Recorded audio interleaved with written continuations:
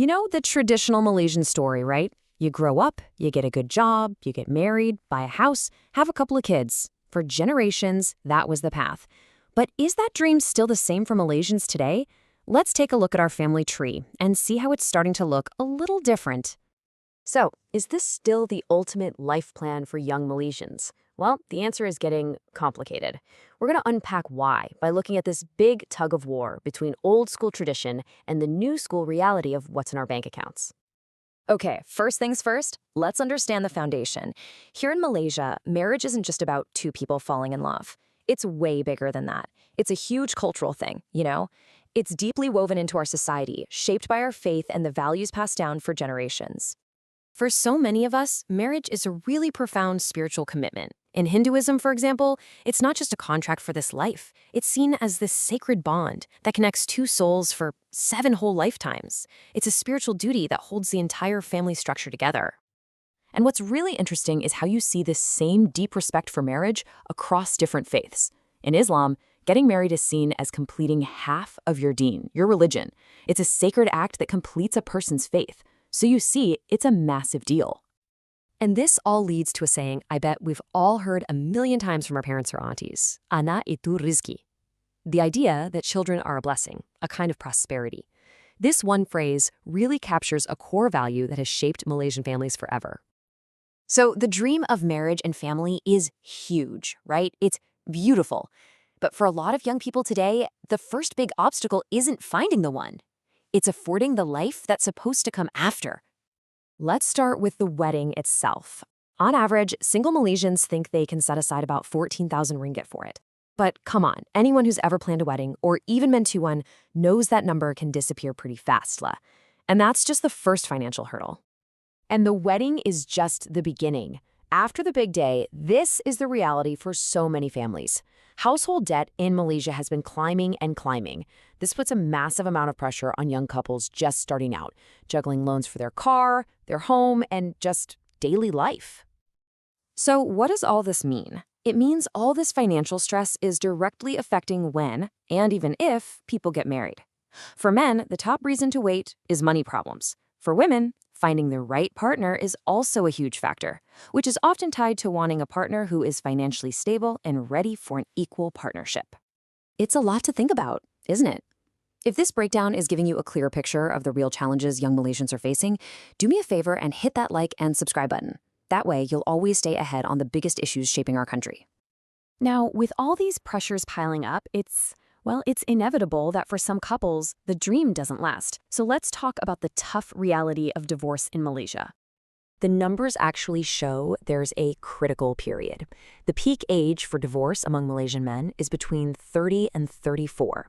And when you think about it, that makes sense. That's usually when career pressure, money stress, and the demands of raising a young family are all at their absolute highest.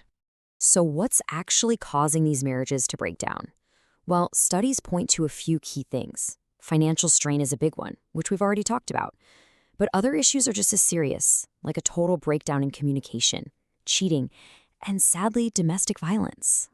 So when you're faced with all these challenges, financial and emotional, it's no surprise that a growing number of Malaysians are choosing a different path altogether. They're redefining what a happy life means. And for some, that means choosing not to have kids at all. Take Aya, for example. For her and her husband, the choice is about personal freedom. They love their peace and quiet, their sleep, and their own time. And financial independence is super important to them. It's a logical choice based on what they value most. For other people, the decision comes from a much deeper, more personal place. Ray, who went through some tough times as a kid, is choosing to be child-free to protect her own mental health and to break a painful cycle. To her, the core of a marriage is the love and friendship between the couple, not whether they have kids. And then you have someone like Lynn, whose perspective is all about self-awareness and being responsible.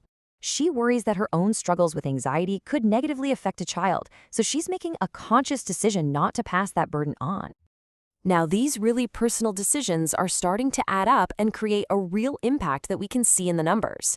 Just look at Penang. In 2023, there were just under 20,000 babies born there. That's way lower than other states with similar populations. And it's a clear sign that a big demographic shift is happening. So, with people getting married later, divorce rates on the rise, and more people choosing to be child-free, what does the Malaysian family actually look like now? How is it adapting? Well, one thing that's still holding strong is multi-generational living. Yep, despite all these changes, families are still living together. A study in KL found that over 63% of people living in big family homes were actually satisfied with it. This shows that the tradition of taking care of each other under one roof is still really important to us.